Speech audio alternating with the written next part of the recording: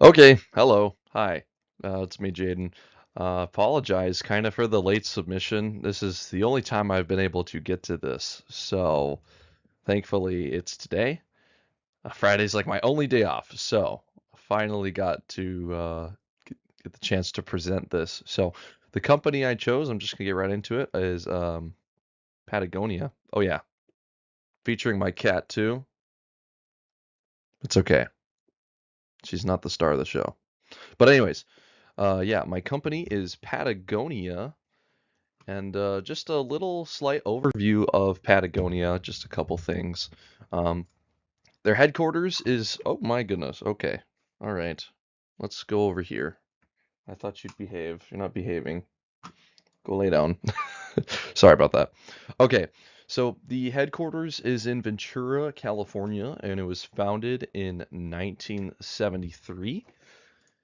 And one other fact, the CEO of Patagonia is Ryan Gellert. I hope I'm pronouncing that last name right, but I felt like it was kind of important to get a photo of him and to just kind of get his name, because after all, he is the guy that kind of he doesn't really pull up the strings. They have a board of directors, obviously, but just to kind of put a face on their strategic alignment, all their initiatives, to just kind of who's, I guess, maestroing the strings behind the scenes, I thought that would be kind of important to point out.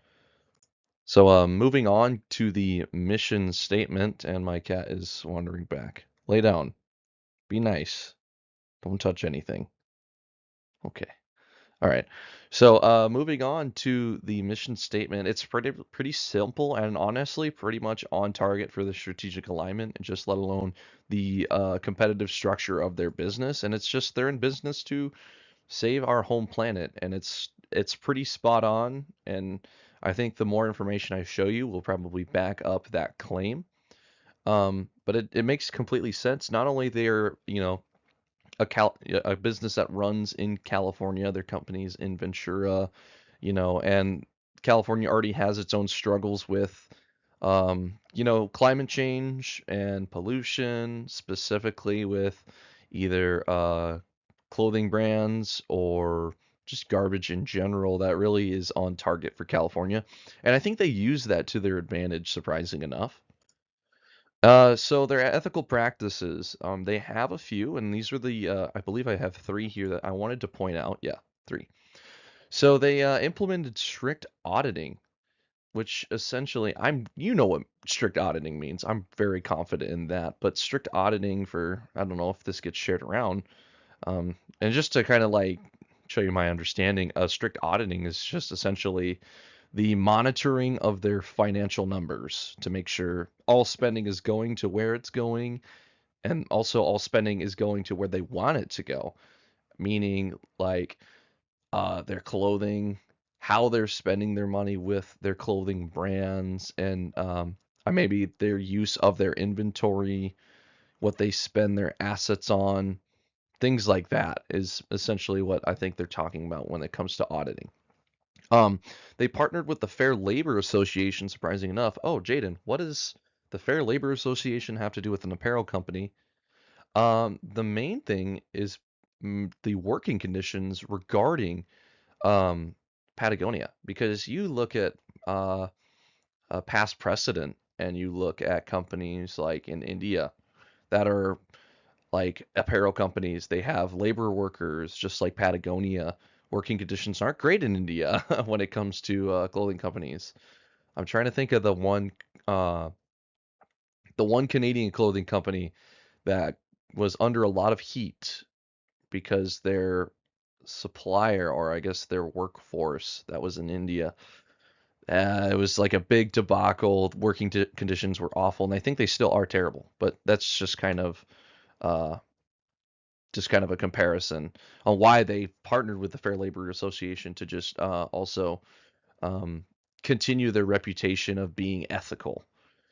They also invested in traceable and organic cotton to ensure ethical sourcing, which I think just mean it helps them reuse their product and their material over and over again. So I think that's what they mean by that as well.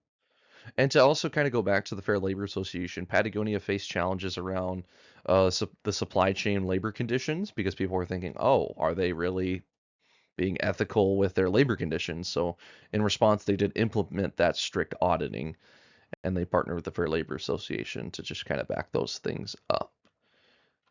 I thought that was really important. Okay, on to their CSR initiatives. Wanted to list these three out because I thought these stuck out the most. So they donated 1% of their sales to environmental causes. For a company of this size, 1% may not sound like a lot, but that is a decent chunk, surprising enough. Um, they have their Action Works platform, which supports grassroots activism, which that term kind of confused me a little bit. I wasn't very sure what that meant, just because I feel like I don't know. I did not know what that means, but essentially grassroots activism, it's just another term for saying people, a group of great people come together to create social or political change. So when we talk about Patagonia and the corruption of the apparel industry and fast fashion, um, grassroots activism is very prevalent in that. So that's kind of what that means. But more on the Action Works platform, it's an online community, kind of like a grassroots activism, to create, or it was created by the clothing company Patagonia to connect individuals with local grassroots environmental organizations and activists. So it's kind of used as just a platform for grassroots activists, people in the community who want to essentially enhance their uh, what's the word I'm looking for? Um, Basically enhance their reach, their community, their goal. That's kind of essentially the goal of it. Um, and also, they donated $140 million in grants to environmental nonprofits, which you could probably argue is environmental causes. But I felt like that was also kind of important. Grants, I feel like, are different than, using their sales. So uh, they donated a decent chunk of money to just support the, eco-friendly organizations around the world, let alone also California. And moving on to their sustainability efforts, let's see here. So I found three as well for this slide. They pioneered recycled polyester, which I found really interesting. I think you're seeing a lot more apparel companies do more of this. Back then you didn't really see a lot of that. And honestly, the most unethical thing most apparel companies do, especially in fast fashion, is they will have their inventory, and whatever they don't sell by a certain amount of time, they would normally just recycle it. They'll just throw it away, and it'll go into the ocean. It'll go out into just like our public areas, and it's messy, it's gross, it's unethical, and not right. So I think them pioneering recycled polyester is huge. They also promote and repair and reuse most of their clothing through their worn wear program, which kind of speaks for itself.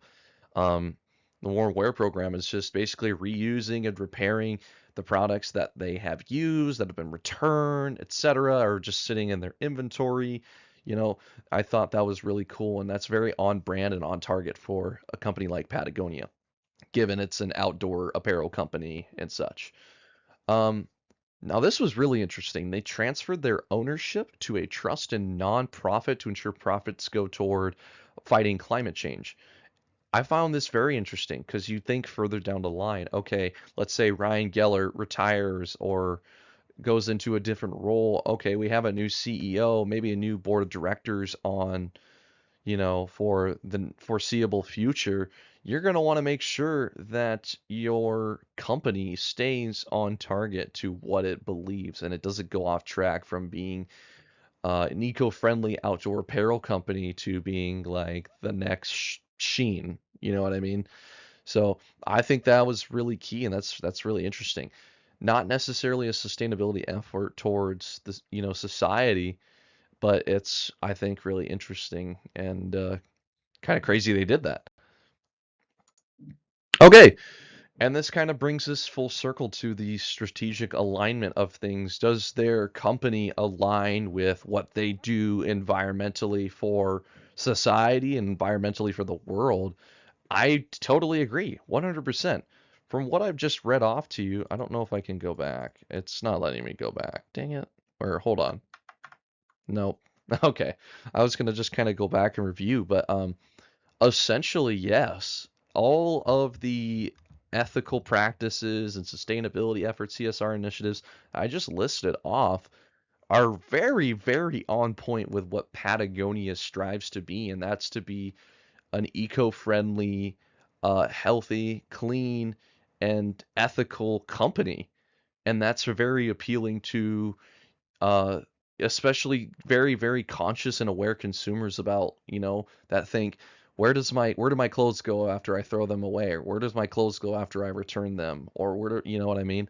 That stuff is really important. A lot of people are thinking about that now, especially the environmentally conscious consumers now. And that's kind of also how they build their brand loyalty, you know.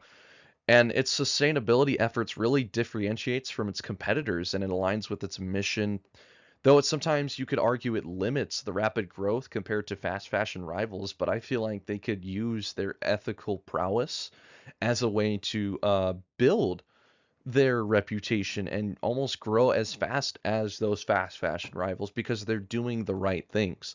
And I think that's what Patagonia really relies on. So I think that's really cool, truly. So I had AI help me generate some new initiatives, just some things that kind of came off the brain for me, and I thought, okay, those are some pretty good ideas. Not really fully set in stone. Obviously, I don't got a full plan of like our action plan, like how would this happen, but I can only guess and infer. But they're good ideas and starting points, and I chose obviously one CSR initiative and one environmental initiative. So the one I chose was like a community-owned renewable energy fund which would directly invest in and co-develop the community owned by renewable energy projects and partnerships. So it'd be kind of like a community ran fund to raise money for eco-friendly apparel and climate change essentially, and also help them, fund their own energy source instead of just purchasing carbon offsets and solar panels on their own buildings, which is totally fine, completely. But you can even go further than that and get the community even more involved than it already is. So I think it truly will fit. Obviously it's on brand with what they want to do. It's on target for what message they're trying to convey to the apparel industry. But it addresses, energy poverty and climate justice. So it tackles, other issue of like fossil fuels in California. I'm pretty sure they've passed multiple laws for fossil fuels in California. So that really helps as well. You can almost think Patagonia's urge to be more fossil fuel efficient. And I feel like that's a goal that they try to do. I'll get more on that here in just a couple minutes with the environmental initiative. So I think that's really important. It would create jobs as well, impact wise, and build community wealth and provide reliable green energy, generate brand loyalty among customers, who want to see their purchasing power directly benefit social and environmental causes at a local level and soon, hopefully, a worldwide level. And then to the environmental initiative with mandatory supplier coal phase out and transition support, which is kind of trying to get, or what it conveys is being coal free by like 2030, which you could call it beyond coal 2030, to have every single one of their global suppliers be coal free and not have to use those fossil fuel emissions. And I think it sets a high standard for the entire apparel industry to be like, hey, look, we're doing it this way. Why can't you guys do it this way? Like, you guys might be making more money, but we're doing it the right way and getting the right customers. So I think that's what is really important. And I think that's something Patagonia is striving for, which is prioritizing the climate crisis above anything aside from their business and making great outdoor apparel. And I feel like that's a really key marketing tactic, an outdoor apparel company. It has to do with being outside of Mother Nature is trying to be eco-friendly. So I think that's really, really cool and it's a great business concept. It forces necessary, impactful change rather than gradual improvement. which is very, very huge. You know, you're trying to get other companies to follow in your footsteps. Be like, you know what, you guys aren't doing the right thing. Follow in our footsteps. That's really, really cool. So this would continue to promote their strategy of being eco-friendly, like I've been saying, and it would reduce their emissions on top of it. And I think it's just fully on brand. Okay. Wow, I went a little over time. Apologies. But yeah, that these are just my sources. I got most of my information. Obviously, some from AI, have them help me out with creating the new initiatives and just help me kind of pin down, my research. And I got most of the other information from their home website. So this is my presentation, and thank you for listening.